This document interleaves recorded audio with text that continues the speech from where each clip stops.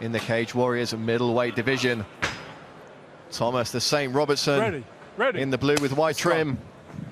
Michael Eunice in the black, white and red. Ooh, Robertson out early with a look on his face like he means business. Pivotal fight for both these guys. Eunice tells me he feels he's one of the top middleweights in the Cage Warriors middleweight division. It's just a matter of time and getting the fights in for him. Thomas Robertson's already proved he's up there with the best, and he needs to put the memory of that loss to James Webb to bed. Good timing on that open side front leg kick. Got Eunice ducking down into it. We're here with Nathaniel the Prospect Wood, former Cage Warriors bantamweight champion, and a man who's all too familiar with this Cage Warriors cage. The adrenaline must be running high for these guys now, Nathaniel. Definitely, you know, always on the Cage Warriors, it was a great crowd, and it was always a great adrenaline rush for myself. And you know, it's quite nice to be on the other side of the cage today and, you know, calling the fights. Certainly hurts a lot less from this position, I would imagine. Definitely. Robertson commanding the center of the cage. Yeah, being very active, a lot of strikes, a lot of mixed target zones here. Eunice trying to throw that big right hand, and seen him poleaxe guys with that shot before.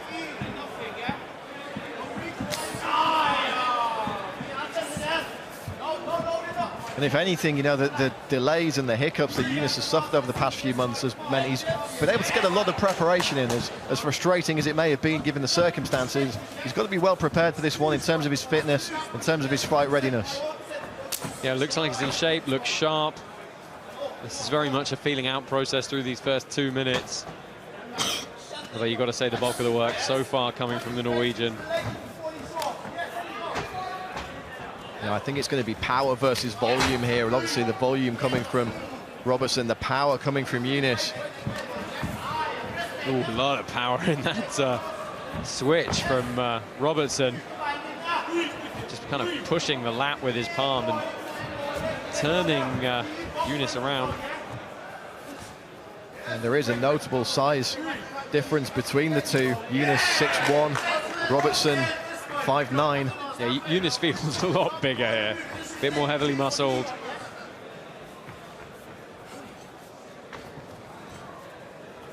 But as you say, Josh, you know, in that brief clinch exchange that we saw, Robertson looking more than capable of handling himself. Yeah, that was a good little right. He backed Eunice up quite a deal with that. Big shots from Eunice there.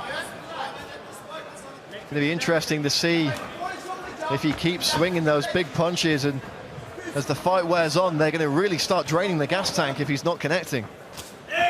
Good push kick from Robertson. That's something we always say with the heavily muscled guys, you know, their gas tank does drain a little bit quicker, especially if you're swinging and you're hitting air, you know, and you're putting all your effort into those punches. There's something to be said for fluidity at 80%, isn't there? But when you roll the dice and it comes up 666, your opponent's staring at the lights. Sometimes it's worth it. Nice exchange of straight shots there. Robertson looking to throw that left high kick up, and we've seen him knock guys out with that shot on a number of occasions. Yeah, well, he's timing it well with Eunice ducking down into it.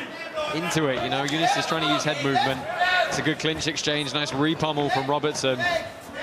Eunice, good pressure against the cage, but turned again. Oh, Reaper the leg for the takedown. Classic combination. Manages to stabilize on top here. Robertson looking really impressive in these grappling exchanges, Nathaniel, despite being the smaller man.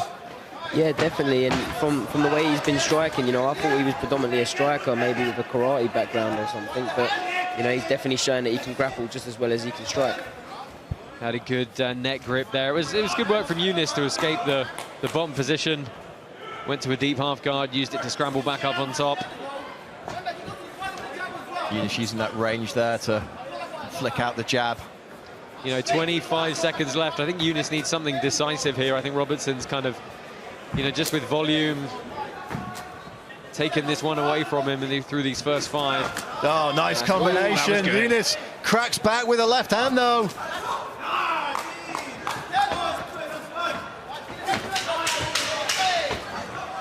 Bit of a fist fight to close this first round. Robertson's not giving Younes a second to breathe here. I wonder if he feels that cardio's very much in his favor for this one. Well, there was a bit of a look on Younes's face at the end of that round there. Didn't look entirely pleased with his performance, maybe. Perhaps just frustrated. There's not many guys that can take his shots. Robertson has taken a few of them, and we'll take a look back at those now. I actually think that final shot at the very end of the round was perhaps the most decisive from Younes. But you saw Robertson using that left kick. Here's the takedown, just pulls the leg away and spins him around. Beautiful work. Has to do some quick work to stabilize on top, though. Big striking exchange here. Lovely 1-2 there. Landed 2, took 1, did Robertson. Nathaniel, your scorecard for the first round?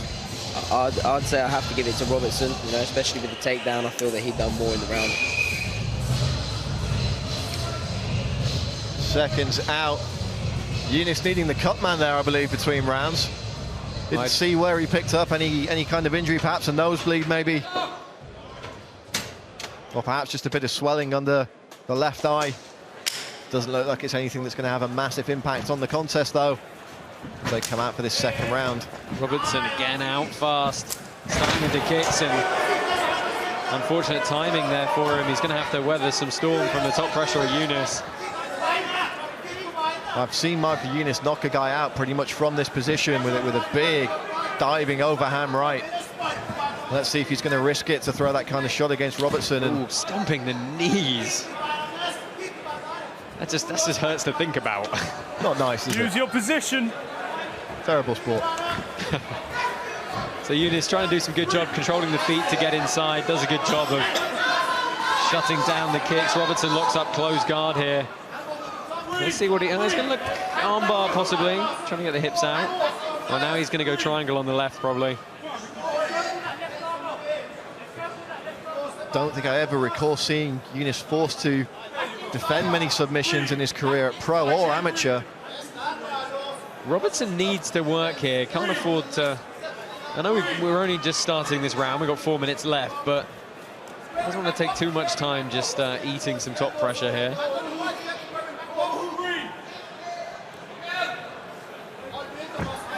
Looking to pass there is Younes, but he's getting elevated. Good work to keep that top position. Yeah, the proprioception from Younes was great. Managed to scramble back to a level playing field. Robertson with the elevator sweep. Might get out the pass. No, regards well. Robertson's trying to find some ties here. Constantly pummeling, looking for those whizzers, those overhooks. Use he's your got position, one with the right Mike. arm Let's now. go. It's what can he do with them? He's struggling just to get them to begin with. It's a big upper body to get a triangle wrapped around as well. Oh yeah, and it's a bit sweatier now as well.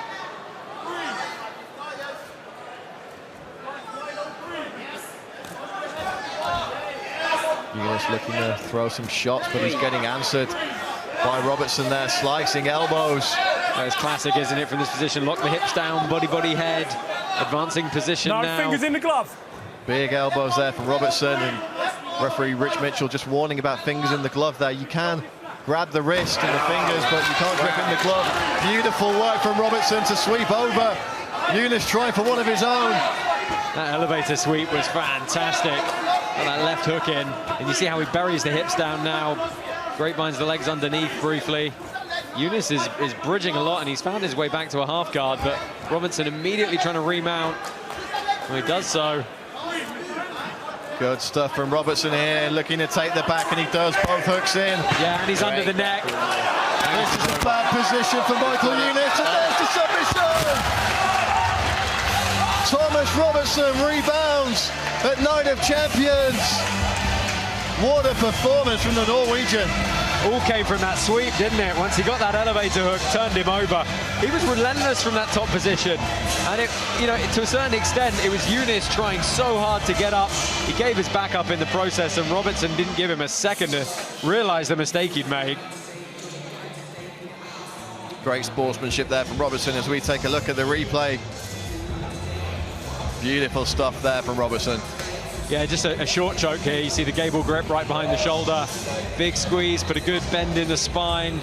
He just got under the throat so quickly. You can see as Younes turns, he goes both hooks, and he's already on the neck, and Younes just wasn't quick enough to realize he'd left his head up. Some high-level grappling. Impressive performance there at short notice from the Norwegian. Thomas the Saint Robertson gets back on track in the middleweight division. Could be a rematch with James Webb in his future. It could be Matthias Frederick who takes the title later this evening. You've got to believe that Robertson's going to be in the back with a cold beer watching that one. As we throw it to our MC in the cage, Mr. Hal Chaplin, to make the result official.